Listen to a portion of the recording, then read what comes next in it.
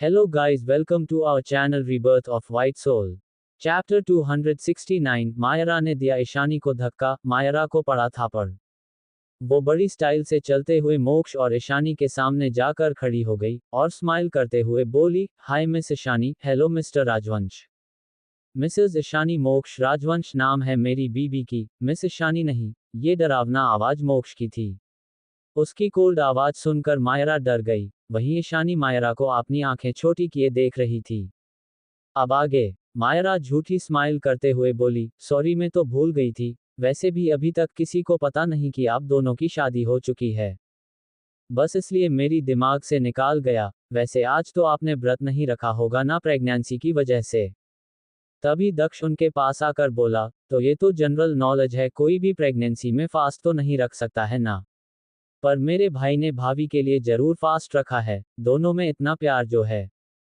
दक्ष की बातों में मायरा के लिए एक चिढ़ाने वाली स्माइल थी। मायरा का तो चेहरा पीला पड़ गया। क्या सच में मोक्ष ने इस लड़की ईशानी के लिए फास्ट रखा है? पर क्यों? फास्ट तो बीबी अपने पतियों के लंबे उम्र के लिए रखते हैं ना, मायरा ने अपनी नफरत को दबाते हुए कहा। तो ईशानी डेविल स्माइल लिए बोली, क्योंकि मेरे हब्बी मेरे बिना नहीं रह सकते, इसलिए उन्होंने मेरे लिए फास्ट रखा है। ईशानी की बात सुनकर मायरा और भी चिढ़ गई। वो मोक्ष के सामने थी, वो भी इतनी खूबसूरत लग रही थी आज। फिर भी मोक्ष उसे देख क्यों नहीं रहा था? उसे ईशानी से इतना प्यार क्यों है? अब तो ईशानी पहली जैसी भी नहीं रही थी। अब तो वो प्रेगनेंसी की वजह से मोटी हो गई थी, उसकी पेट भी फूला हुआ था। डिलीवरी के बाद तो उसकी फिगर और भी खराब हो जाएगी। तो फिर क्या तब भी मोक्ष इसी तरह इस लड़की को प्यार करेगा? बच्चे आने के बाद तो उन दोनों का बॉन्ड शायद और भी स्ट्रोंग हो जाए। दक्ष उसे अभी भी वहीं पर खड़ी होते हुए देखा, तो बोला, क्या तुम रात भर मेरे भाई भाभी के सामने ऐसे ही रहना चाहती हो? तुम्हें देखकर तो उनका स्पेशल मोमेंट भी खराब हो जाएगा। दक्ष की बातें सुनकर मायरा की मुठिया कस गई। वो भी पैर पटकते हुए वहां से समीरा के पास चली गई। मोक्ष ने ईशानी को चेयर पर बैठा दिया। ईशानी की डिलीवरी की टाइम बहुत नजदीक थी, शायद 1 या 2 दिन में उसकी डिलीवरी हो सकती थी। इसलिए वो ज्यादा देर खड़ी नहीं रह सकती थी। क्या हुआ दी, क्या आपने मोक्ष जी से कुछ बात किया? समीरा ने मायरा की आते ही पूछा। तो मायरा गुस्से से मुठिया कसते हुए बोली, नहीं, जब तक ये लड़की ईशानी मोक्ष के साथ है तब तक मोक्ष मेरे पास कभी नहीं आएगा। मैंने सोचा था अब तक मोक्ष के सिर पर से इस ईशानी की खूबसूरती का नशा उतर चुका होगा, क्योंकि प्रेगनेंसी में तो उसकी खूबसूरती भी नहीं रहेगी। तो मोक्ष मेरी खूबसूरती के तरफ जरूर अट्रैक्ट होगा। पर ये लड़की मोक्ष अभी भी इसे इतना प्यार करता है। अब मैं क्या करूं, क्यों मुझे मेरा प्यार नहीं मिल रहा है? मुझे तो बस मोक्ष चाहिए। इतना कहकर उसकी आंखों से आंसू बहने लगे। आप शांत रहिए दी, मुझे अब लगता है आपको मोक्ष का पीछा छोड़ देना चाहिए। वो सच में आपकी लायक नहीं, उन्हें तो आपकी प्यार की कदर भी नहीं है। मुझे नहीं लगता उनका बच्चा होने के बाद मोक्ष जी उस लड़की के सिवा किसी को देखेंगे। आपके लिए तो कितने बड़े खानदान का रिश्ता आ रहा है, उनमें से बहुत लड़के आपसे प्यार करते हैं। आपको उनमें से किसी अच्छे लड़के को चूज करना चाहिए दी। उसकी बात सुनकर मायरा का खून खौल गया। वो गुस्से से बोली, कभी नहीं, मोक्ष को पाने का सपना मैंने बचपन से देखा है। मैं अब तो उसे नहीं भूल सकती। मोक्ष मोक्ष चाहिए किसी भी हालत में, चाहे उसके लिए मुझे कुछ भी क्यों ना करना पड़े, चाहे मुझे इस ईशानी को रास्ते से ही हटाना क्यों ना पड़े, फिर भी मैं ऐसा करूंगी। उस लड़की का कोई हक नहीं है मेरे मोक्ष के जिंदगी में रहने का। उसकी बातों में साफ पागलपन और जिद थी। ये देखकर समीरा थोड़ी घबरा गई, क्योंकि कॉलेज में जब से उसे पता चला था कि ईशानी जी कॉर्पोरेशन की ऑन है, तब से समीरा ने सोच लिया था कि वो आगे कभी ईशानी से पंगा नहीं लेगी। ऊपर से उसके डैड ने साफ साफ मना किया था ऐसा कुछ भी करने से जिससे मोक्ष या ईशानी में कोई भी नाराज हो। दीदी देखिए, आप कुछ भी उल्टा सीधा मत करना, वरना इस बार डैड आपसे और नाराज हो जाएंगे। इतना कहकर समीरा जूस लेने चली गई, पर माउरा की नज़र तो अभी भी ईशानी पर बनी हुई थी। उसे ईशानी को जान से मार देने का मन कर रहा था। तभी उसने देखा कि मोक्ष किसी से कॉल पर बात करते हुए थोड़ी दूरी पर चला गया है। तो मायरा की होंठों पर शैतानी हंसी आ गई। ईशानी को बहुत प्यास लग रही थी। वो खड़ी होकर दे से ही टेबल से पानी उठाने आगे गई। मायरा मौका देखकर उसके पीछे आ गई और जानबूझकर ईशानी से टकरा गई। ईशानी की ध्यान पानी पीने में था। वो वक्त रहते अलर्ट नहीं हो पाए, उसकी चीख निकल गई। वो आगे रखी राउंड टेबल पर गिरने लगी। किसी का नजर उस तरफ नहीं था, पर उसकी चीख सुनकर सबकी नजर उस तरफ चली गई। ईशानी ने सपोर्ट के लिए चेयर को पकड़ना चाहा, पर मायरा ने जानबूझकर नाटक करते हुए चेयर से टकराकर चेयर को नीचे गिर दिया। ईशानी की पेट टेबल से लगती इससे पहले किसी ने उसकी टेबल पर हाथ रख दिया और ईशानी संभाल लिया। ईशानी की चीख सुनकर सबकी जान तो डे से हलक में आ गई थी। सबने जब देखा ईशानी गिरने वाली है, सबका दिल डे से धक से रह गया। जब सबने देखा कि मोक्ष ने ईशानी को संभाल लिया है, तो सब उनकी तरफ भागने लगे। अब तक सभी का पूजा भी हो गया था। वहीं ईशानी ने मोक्ष के देखा, ईशानी की सांसें गहरी हो गई थी। आज लाइफ में उसे पहली बार डर लगा था, आपने दोनों बच्चों को खोने का डर। उसकी आंखों से आंसू बहने लगे। कितना भी टफ सिचुएशन हो, आज तक ईशानी नहीं रोई थी, पर आज अपनी बच्चे को कुछ हो जाने की ख्याल से ही वो डर रही थी। हब्बी हमारे बच्चे के कर वो मोक्ष के गले लग गई। मोक्ष ने उसे अपनी बाहों में भर लिया और उसकी सिर को सहलाने लगा। उसे पता था उसकी बीबी इस वक्त किस हालत में है। प्रेगनेंसी की वजह से वो अब थोड़ा इमोशनल हो जाती थी, और ये बात तो उनकी बच्चों की थी, तो वो तो रो पड़ी थी। मोक्ष को अपनी बीबी की आंसू बहुत तकलीफ दे रहे थे।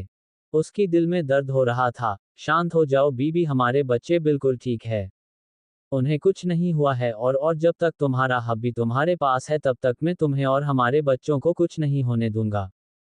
ये कहकर उसने अपनी जलती हुई नजर से मायरा को देखा। भले ही वो थोड़ा दूर जाकर बात कर रहा था, फिर भी उसकी नजर उसकी बीबी पर ही थी। उसने देखा था कि कैसे मायरा ने इंटेंशनली उसकी बीबी को धक्का दिया था। आज तो वो इस लड़की की जान ले लेना चाहता था। आज उसे कोई ऐसा करने से रोक भी नहीं सकता था। वहीं मोक्ष की नजर आपने ऊपर देखकर मायरा बुरी तरह से कांप गई। उसे डर लग रहा था कि कहीं मोक्ष ने सब कुछ देख तो नहीं लिया कि उसने जानबूझकर ईशानी को धक्का दिया था। अब तक सब उनके पास आ गए थे। दादी माँ, कल्पना जी और ईशानी को सभी मोम डैड बहुत बेचैनी से उसे देख रहे थे। अपनी बेटी और बहू को ऐसे रोते हुए देखकर उन सबको बहुत बुरा लग रहा था। कनक जी, कल्पना जी चिंता से बोली, क्या हुआ बच्चा, क्या तुम्हें कहीं दर्द हो रहा है? पूर्णिमा जी और नीलिमा जी भी बोली, हाँ बच्चा बताओ मोम को तुम्हें कहाँ दर्द हो रहा है? बाकी सब भी बहुत कंसर्न ही कर उसे देख रहे थे। सबकी आवाज से ईशानी अपनी ट्रांस से बाहर आए और बोली, नहीं हब्बी ने मुझे टाइम पर बचा लिया, मुझे दर्द नहीं हो रहा है। तभी मोक्ष बोला, बीबी डर गई है। इतना कहकर उसने पास रखी चेयर पर ईशानी को बैठा दिया। तो सब ईशानी के पास जमा हो गए। वहीं मायरा डर के मारे वहां से खिसकने लगी। नफरत में अंधी होकर उसने ऐसा कर तो दिया था, पर अब उसे मोक्ष से डर लग रहा था। उसे मोक्ष के डेविल अवतार के बारे में सब कुछ पता था। ईशानी अपने पेट पर हाथ रख के बैठ गई। ईशानी की ट्विंस की वजह से और 9वां महीना होने की वजह से वो तो अब स्ट्रगल भी नहीं कर पाती थी। ईशानी को ऐसा लग रहा था, अगर वो किसी दुश्मन के सामने चली गई तो वो फाइट भी नहीं कर पाएगी। इसलिए वो खुद ही अब कहीं आ जा नहीं रही थी। वहीं डे से ही मायरा वहां से जाने वाली थी। कुछ सिक्योरिटी गार्ड ने आकर उसे घेर लिया। ये देखकर मायरा की जान तो डे से हलक में आ गई थी। ये क्या बदतमीजी है, आप सब मुझे घेर कर क्यों खड़े हैं? हटिए, मुझे अपनी फैमिली के पास जाना है।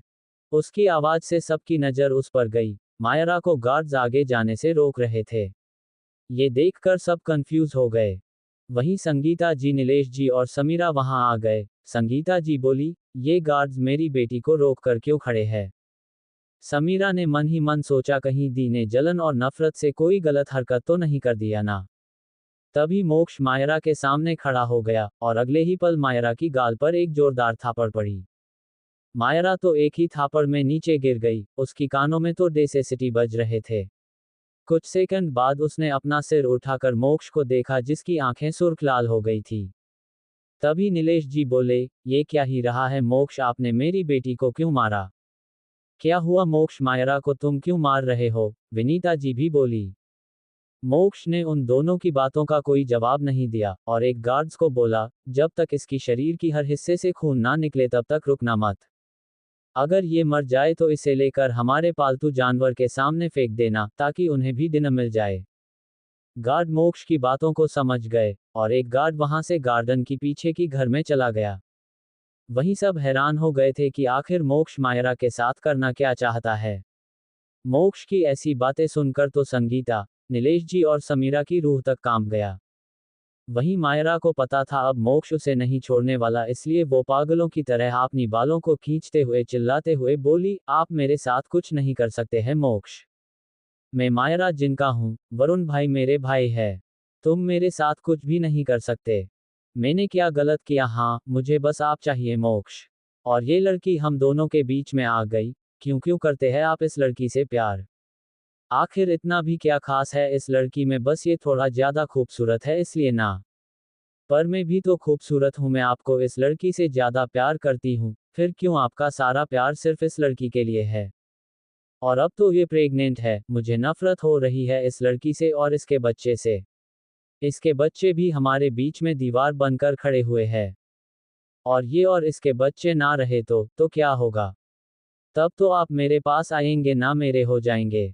इसलिए मैं उसे सबक सिखाऊंगी, इसे हमेशा के लिए हम दोनों के बीच से हटा दूंगी। इतना कहकर वो पागलों की तरह उठकर ईशानी की तरफ जाने की कोशिश करने लगी, तभी उसकी गाल पर एक और थापड़ पड़ी। पर ये थापड़ मोक्ष ने नहीं, कल्पना जी ने मारा था और गुस्से से बोली, तुम्हारी इतनी हिम्मत, तुम घटिया लड़की, तुम मेरी बहू और होने वाले बच्चों की जान लेना चाहती हो। इतना कहकर कल्पना जी ने दो और थापड़ मारा की गाल पर जड़ दिया। वहीं जिनका फैमिली अब कुछ भी नहीं कर पा रही थी, संगीता जी को तो गुस्सा आ रहा था। मायरा ने जो किया अब तो वो सबके सामने भी बोल रही थी। उसे सच बोलने की क्या जरूरत थी? वो अभी जयदेव जी को फोन करके सब कुछ संभाल लेती, पर उनके कुछ करने से पहले ही मायरा ने सब कुछ सच उगल दिया। अब मोक्ष क्या प्यार, राजवंश फैमिली और बाकी के फैमिलीज भी मायरा को नहीं छोड़ने वाले थे। मायरा पागलों की तरह चिल्लाई, नहीं ये आपकी बहू नहीं है। ये लड़की इस खानदान की बहू बनने की लायक नहीं है। इस घर की बहू सिर्फ मैं बनूंगी, मैं ही बनूंगी मायरा मोक्ष राजवंश। तभी ईशानी धीरे से अपनी जगह से उठी। इस वक्त उसकी आंखें भी लाल हो रही थी, वो सब कुछ बर्दाश्त कर सकती थी पर अपने हब्बी का नाम वो किसी और के साथ जुड़ता हुआ बर्दाश्त नहीं कर सकती थी। और ये बात मोक्ष के साथ साथ पूरा फैमिली वालों को पता था। ईशानी ने गुस्से से मायरा की गले को पकड़ लिया। चैप्टर 270, मायरा की बुरी हालत, लेबर पेन। ये लड़की इस खानदान की बहू बनने की लायक नहीं है। इस घर की बहू सिर्फ मैं बनूंगी, मैं ही बनूंगी मायरा मोक्ष राजवंश। तभी ईशानी धीरे से अपनी जगह से उठी। इस वक्त उसकी आंखें भी लाल हो रही थी, वो सब कुछ बर्दाश्त कर सकती थी पर अपने हब्बी का नाम वो किसी और के साथ जुड़ता हुआ बर्दाश्त नहीं कर सकती थी। और ये बात मोक्ष के साथ साथ पूरा फैमिली वालों को पता था। ईशानी ने गुस्से से मायरा की गले को पकड़ लिया। अब आगे, मायरा जो ऑलरेडी मोक्ष और कल्पना जी की थापड़ की वजह से दर्द में थी, अब ईशानी की इस तरह से गला पकड़ने से वो और भी दर्द से तड़पने लगी। वो चाह कर भी ईशानी की हाथ को अपने गले से छुड़ा नहीं पा रही थी। ईशानी गुस्से से लाल आंखों से उसे देखते हुए बोली, तुम्हारी इतनी हिम्मत, तुम मेरे हब्बी पर नजर डालोगे, मेरे बच्चों को नुकसान पहुंचाने की कोशिश करेगी। लगता है कुछ ज्यादा ही हिम्मत है तुम्हारे अंदर मायरा गोयनका, पिछली बार की थापड़ शायद तुम भूल चुकी हो। कोई बात नहीं, इस बार मैं तुम्हें जिंदा ही नहीं छोड़ूंगी और ना ही तुम्हारी फैमिली को कोई चांस दूंगी। फिर मैं भी देखती हूँ कि तुम क्या करती हो। वहीं ईशानी को इतने गुस्से से मैं देखकर और उसकी बात सुनकर नीलेश जी, संगीता जी का चेहरा डर के मारे पीला पड़ गया। संगीता जी ने नीलेश जी की हाथ को पकड़ लिया और रोते हुए बोली, नीलेश हमारी बच्ची को बचाए, देखिए वो सांस भी नहीं ले पा रही है। नीलेश जी डे से ही आगे जाने लगे, गार्ड्स ने उन्हें आगे जाने से रोक दिया। तो संगीता जी जल्दी से आगे आए और रिक्वेस्ट करने लगी, प्लीज ईशानी तुम मायरा को छोड़ दो, उससे गलती हो गई, वो अभी नादान है। उसने नादानी में इतना बड़ा कदम उठा लिया है, मैं उसे आगे से तुम्हारे या मोक्ष के आसपास नहीं आने दूंगी। प्लीज मेरी बेटी को छोड़ दो। इस वक्त अब संगीता जी के अंदर बिल्कुल भी घमंड नहीं बची थी। परेशानी तो उनकी बातें सुन ही नहीं रही थी, तो संगीता जी जल्दी से अपने भाई भाभी के पास चली गई। भाई भाभी प्लीज मेरी मायरा को बचा लीजिए, मैं आपके आगे हाथ जोड़ती हूँ। आपके बात को वो जरूर सुनेंगे। उनकी बात सुनकर सुधीर जी का चेहरा ठंडा हो गया। वो उसे घूरते हुए बोले, क्या वरुण, और मैंने तुम्हें पिछली बार पहले ही नहीं बोल दिया था कि तुम मोक्ष और ईशानी से अपनी बेटी को दूर रखो? फिर भी आज वो ईशानी को चोट पहुंचाना चाहती थी। अगर मोक्ष टाइम पर नहीं आता तो ईशानी की क्या हालत होती, क्या तुम्हें इस बात का एहसास भी है? उनकी बात सुनकर संगीता जी रोते हुए बोली, हाँ भाई, मैं जानती हूँ कि उससे बहुत बड़ी गलती हुई है, पर ईशानी को कुछ हुआ तो नहीं है ना? वो तो ठीक है, फिर मेरी बेटी को क्यों मार रहे हैं? उसे छोड़ दे, मैं उसे इंडिया के बाहर भेज दूंगी। तभी मोक्ष की ठंडी आवाज आई, मेरी बीबी को कुछ नहीं हुआ, इसलिए आपकी बेटी को छोड़ देना चाहिए। पर मैं किसी भी खतरे को जिंदा रखना पसंद नहीं करता जो आगे चलकर मेरी बीबी या बच्चों के लिए खतरा बन सकता है। अगर मेरी बीबी को खरोच भी आती तो सिर्फ आपकी बेटी ही नहीं, आपका पूरा परिवार को आज इस गार्डन में दफन कर देता मैं। उसकी बात सुनकर नीलेश जी, संगीता जी की रूह तक कांप गई। समीरा तो डर के मारे अपने डैड के पीछे छुप गई। कनक जी भी बोले, क्या मतलब है तुम्हारी संगीता की, हमारी बहू को कुछ हुआ तो नहीं है? तो क्या तुम चाहती थी कि हमारी बहू को कुछ हो जाए, ताकि तुम अपनी इस दो कौड़ी की घटिया बेटी को इस घर की बहू बना देती? जैसा कि तुम्हारी बेटी ने कहा कि वो मोक्ष से शादी करना चाहती है, मेरी पोता बहू को रास्ते से हटाकर। तुम्हें क्या लगता है मेरी पोता बहू कोई ऐसी इंसान है जिसकी जगह तुम्हारी ये कचरा बेटी 7 जन्मों के बाद भी कभी ले सकती है? वहीं ईशानी की पेट में हल्का हल्का दर्द होने लगा था, इसलिए उसने मायरा की गले को छोड़ दिया और मोक्ष की बाहों को पकड़ लिया। उसे इस वक्त मायरा पर बहुत गुस्सा आ रहा था। उसका मन कर रहा था अभी इस लड़की को जान से मार दे, जो उसकी बच्चों को चोट पहुंचाकर उसके हब्बी को उससे छीनना चाहती थी। मोक्ष ने भी उसे बाहों में भर लिया और उसकी सिर को सहलाते हुए बोला, बीबी तुम ठीक हो? हाँ, ईशानी बस यही कहा। ईशानी की छोड़ते ही मायरा जमीन पर गिर गई और खांसते हुए हांफने लगी। उसे ऐसा लग रहा था अगर अभी ईशानी उसे नहीं छोड़ती तो जरूर वो मर जाती। उसकी गला पूरी तरह से लाल हो गया था, ऐसा लग रहा था जैसे गले की नसें भी बाहर आ गई हो। जैसे ही वो नीचे गिरी संगीता जी का दिल धक से रह गया। वो गार्ड को धक्का देकर मायरा की तरफ भागी और उसे गले लगा लिया। मायरा मेरी बच्ची, क्या हुआ तुम्हें? संगीता जी रोने लगी। वो हमेशा से अपनी छोटी बेटी से ज्यादा अपनी बड़ी बेटी से प्यार करती थी। वहीं बाकी सब घिन और गुस्से से मायरा को देख रहे थे। इस लड़की की हिम्मत कैसे हुई ईशानी को चोट पहुंचाने की? तभी एक गार्ड जो पीछे गार्डन के घर में गया था, वो वहां आ गया। उसके हाथों में एक हंटर था। वो आकर मोक्ष के सामने खड़ा हो गया। मोक्ष ने गुस्से से कहा, जब तक ये लड़की मर ना जाए रुकना मत। उसकी बात सुनकर अब सब समझ गए कि मोक्ष की कहने का क्या मतलब था। वहीं मायरा जो अभी अभी अपनी सांस को संभाल रही थी, हंटर देखकर उसकी जान जैसे हलक में आ गई। वो धीरे धीरे पीछे खिसकने लगी और अपनी मोम को जोर से गले लगा लिया और बस नहीं, आप मेरे साथ ऐसा नहीं कर सकते, बस यही बोल जा रही थी, जैसे वो पागल हो गई हो। संगीता जी ने भी मायरा को अपनी बाहों में छुपा लिया और बोली, नहीं मोक्ष, वो ऑलरेडी बहुत दर्द में है, क्या तुम्हें दिखाई नहीं दे रहा है? उसने बस तुमसे प्यार किया था, जिसकी वजह से नादानी में उसने ईशानी को चोट पहुंचा दिया। उसकी इतनी बड़ी सजा मत दो उसे। मैं वादा करती हूं मैं उसे इंडिया के बाहर भेज दूंगी। वो अब कभी भी तुम्हारी और तुम्हारी बीबी के सामने नहीं आएगी। पर मोक्ष को उनकी बातों से कोई फर्क नहीं पड़ा। उसने गार्ड्स को इशारा किया तो 2 गार्ड आकर संगीता जी को पकड़कर मायरा से दूर कर दिया। मायरा चिल्लाने लगी और अपनी मोम के पास जाने के लिए उठने लगी, पर वो इस वक्त बहुत कमजोर हो गई थी, इसलिए उठ नहीं पा रही थी। वहीं संगीता जी भी मायरा को छोड़ देने के लिए चिल्ला रही थी। वो अपनी बेटी को मरते हुए नहीं देख सकती थी। वहीं विनीता जी, सुधीर जी और वती ने आह भरी। वो जानते थे आज मायरा ने अपनी हद पार कर दी थी। अगर वो तीनों भी मोक्ष से रिक्वेस्ट करे फिर भी मोक्ष मायरा को नहीं छोड़ने वाला था। अगर आज मोक्ष टाइम पर नहीं आता तो कौन जाने ईशानी और बच्चों का क्या होता। ये टाइम ही ईशानी के लिए सबसे ज्यादा क्रिटिकल थी। एक भी हादसा ईशानी और बच्चे तीनों के ही जान के लिए खतरा साबित हो सकती थी। वहीं मायरा की चिल्लाने की आवाज पूरे गार्डन एरिया में गूंज गई, क्योंकि गार्ड ने उसे हंटर से मारना शुरू कर दिया था। ये देखकर संगीता जी, नीलेश और समीरा के बहुत दर्द हो रहा था। नीलेश जी ने जल्दी से अपनी फोन निकालकर जयदेव जी को फोन कर दिया। उनके पास कोई और चारा नहीं था, संगीता जी को अभी भी गार्ड ने पकड़ा हुआ था। वहीं मायरा की चीख बार बार वहां गूंज रही थी और ये चीखें मोक्ष को तो बहुत सुकून दे रही थी।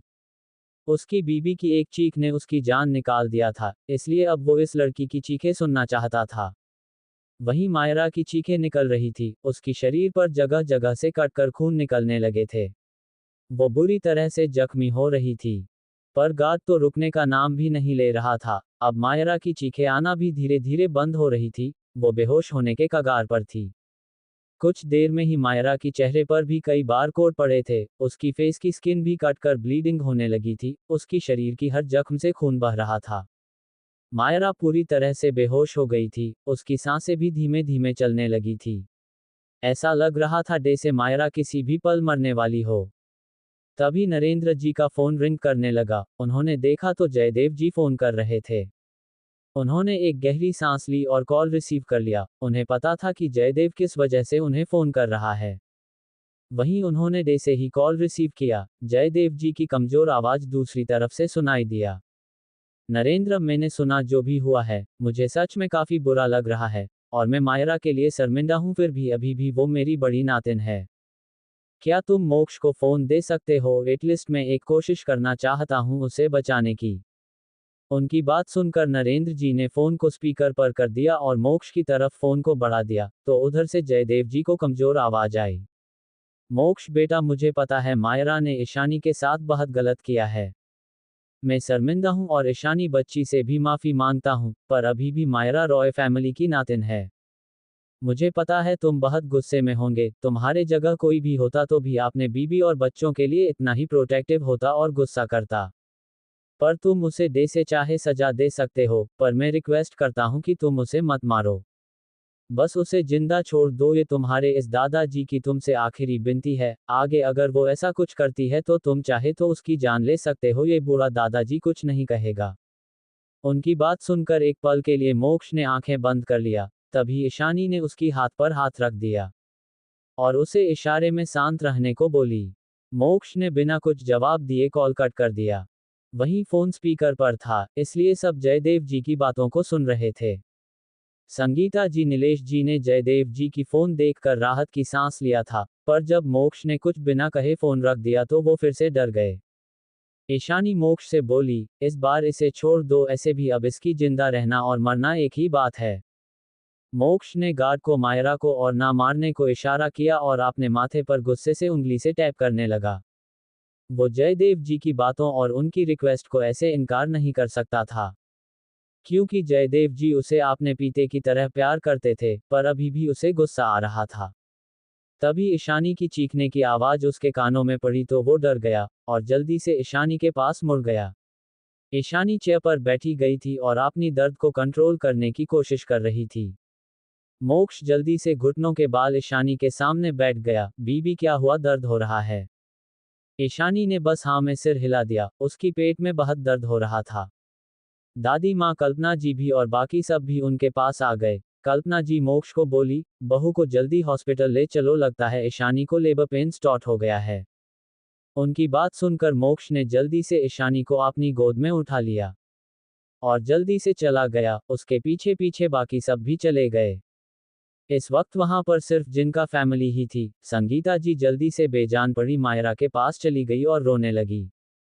नीलेश जी ने जल्दी से मायरा को अपनी गोद में उठा लिया और बाहर की तरफ चल पड़े। उन्हें जितनी जल्दी हो सके मायरा को हॉस्पिटल में लेकर ट्रीटमेंट करवाना था।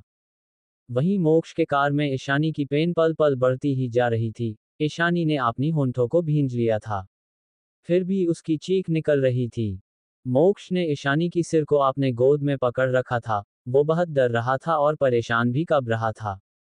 वो अपनी बीबी को इतनी दर्द में नहीं देख पा रहा था। वो बार बार ईशानी की सिर और पेट को सहला रहा था। उसे ज्यादा कुछ इस वक्त उसे सूझ भी नहीं रहा। जल्दी ड्राइव करो, वो बस ड्राइवर पर चिल्ला रहा था। थोड़ी देर में मोक्ष की कार राजवंश हॉस्पिटल के सामने पहुंच गया था। मोक्ष जल्दी से ईशानी को गोद में लिए कार से बाहर निकला और ईशानी को लेकर अंदर चला गया। गार्ड्स ने जल्दी से उन्हें घेर लिया, वहीं उनके पीछे ही बाकी सबकी कार भी आकर रुकी। सब बेचैनी से कार से बाहर निकले और अंदर चले गए। मोक्ष प्राइवेट फ्लो पर पहुंच गया था, जहां डॉक्टर लक्ष्मी ऑलरेडी बहुत खड़े थे। मोक्ष ईशानी को जल्दी से रूम में ले गया और बेड पर लिटा दिया। मोक्ष की आंखों से एक बूंद आंसू गिर गया, वो ईशानी को दर्द में नहीं देख पा रहा था।